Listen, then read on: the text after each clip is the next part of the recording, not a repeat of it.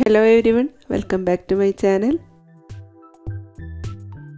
Baking soda എന്ന് ചേർക്കാതെ തന്നെ നല്ല സോഫ്റ്റ് ആയിട്ട് നല്ല മുരിഞ്ഞ പഴംപൊരി ഉണ്ടാക്കുന്നത് എങ്ങനെയാണെന്ന് നോക്കാം ഇന്നത്തെ വീഡിയോയിലൂടെ. വീഡിയോയിലേക്ക് പോകുന്നതിന് മുമ്പായി നിങ്ങൾ ആദ്യമായിട്ടാണ് ഈ ചാനൽ കാണുന്നതെങ്കിൽ സബ്സ്ക്രൈബ് ചെയ്യാൻ മറക്കരുത്. അതോടൊപ്പം തന്നെ നോട്ടിഫിക്കേഷൻ ബെല്ല് കൂടി പ്രസ് ചെയ്യാനും മറക്കരുത്. അപ്പോൾ നമുക്ക് നമ്മുടെ സോഫ്റ്റ് ആൻഡ് ക്രിസ്പി ആയിട്ടുള്ള പഴംപൊരി ഉണ്ടാക്കാൻ വേണ്ടിയിട്ട് എന്തൊക്കെ സാധനങ്ങൾ വേണമെന്ന് നോക്കാം. അതിനു വേണ്ടിയിട്ട് ആദ്യമായിട്ട് 1 കപ്പ് മൈദപ്പൊടി, 1/2 കപ്പ് വീതമുള്ള 2 കപ്പാണ് ഞാൻ എടുത്തിട്ടുള്ളത്. പിന്നീട് 1/4 കപ്പ് ഗോതമ്പ് പൊടി ചേർത്ത് കൊടുക്കാം. 1 സ്പൂൺ അരിപ്പൊടി കൂടെ ചേർത്ത് കൊടുക്കാം. ഇതിലേക്ക് 4 സ്പൂൺ പഞ്ചസാര കൂടെ ചേർത്ത് കൊടുക്കുന്നുണ്ട്. 4 സ്പൂൺ പഞ്ചസാര ചേർത്തൊരു ആവറേജ് മധുരമായിരിക്കും. മധുരത്തിൻ്റെ അളവ് നിങ്ങളുടെ ഇഷ്ടത്തിനനുസരിച്ച് മാറ്റി കൊടുക്കുക.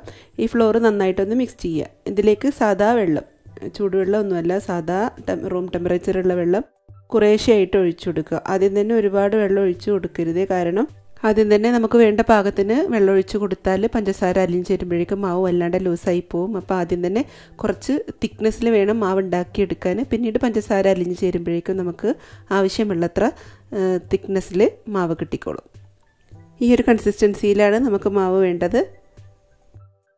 ഇതിലേക്ക് 1/4 സ്പൂൺ മഞ്ഞൾപ്പൊടി ഇട്ട് കൊടുക്കാം. ഓപ്ഷണലാണ്, കളർ വേണമെന്നുണ്ടെങ്കിൽ മാത്രം ചേർത്ത് കൊടുത്താൽ മതി. ഇത് നിർബന്ധമുള്ള കാര്യമൊന്നുമല്ല.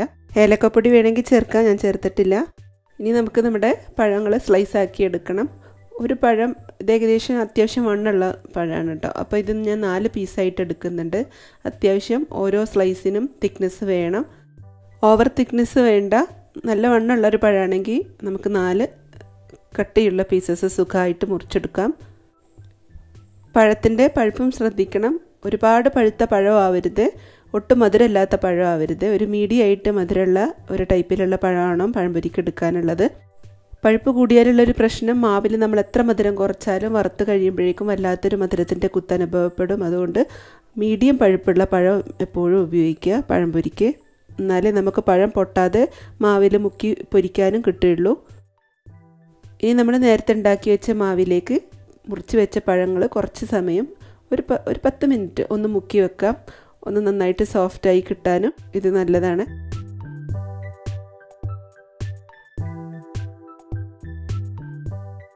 എണ്ണയുടെ ചൂടും പ്രത്യേകം ശ്രദ്ധിക്കണം കേട്ടോ. അതിന് പഴംപൊരിക്ക് മാത്രമല്ല, നമ്മൾ എന്ത് സാധനം എണ്ണയിലിട്ട് പൊരിക്കുമ്പോഴും നമ്മളുടെ കറക്റ്റ് പാകത്തിനുള്ള ചൂടായതിനു ശേഷം വേണം ഇട്ട് കൊടുക്കാൻ.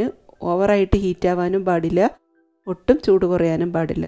അതുപോലെ തന്നെ തുടക്കം മുതൽ അവസാനം വരെ ഒരേ ചൂട് നിലനിർത്താനും ശ്രദ്ധിക്കണം. കാരണം എന്നാലേ നമ്മുടെ എല്ലാ പഴംപൊരിക്കും ഒരേ കളറും ക്രിസ്പിനെസ്സും ഒക്കെ കിട്ടുകയുള്ളൂ.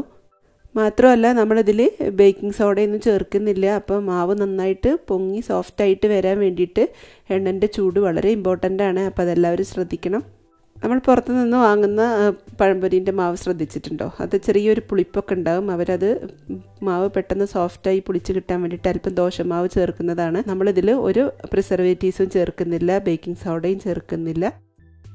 സോഫ്റ്റ്നെസ്സിന് വേണ്ടി ആകെ ചേർക്കുന്നത് ഗോതമ്പ് മാവും ക്രിസ്പിനെസ്സിന് വേണ്ടിയിട്ട് 1 സ്പൂൺ അരിപ്പൊടിയുമാണ്. അപ്പോൾ എല്ലാവരും ഇതുപോലെ ഒന്ന് പഴംപൊരി ഉണ്ടാക്കി നോക്കൂ. എണ്ണയൊന്നും അധികം കുടിക്കാതെ തന്നെ നമുക്ക് നല്ല ക്രിസ്പായിട്ട് സോഫ്റ്റായിട്ടുള്ള പഴംപൊരി ഉണ്ടാക്കിയെടുക്കാം. നിങ്ങളുടെ അഭിപ്രായങ്ങൾ അറിയിക്കുകയും വേണം ഉണ്ടാക്കി നോക്കിയിട്ട്.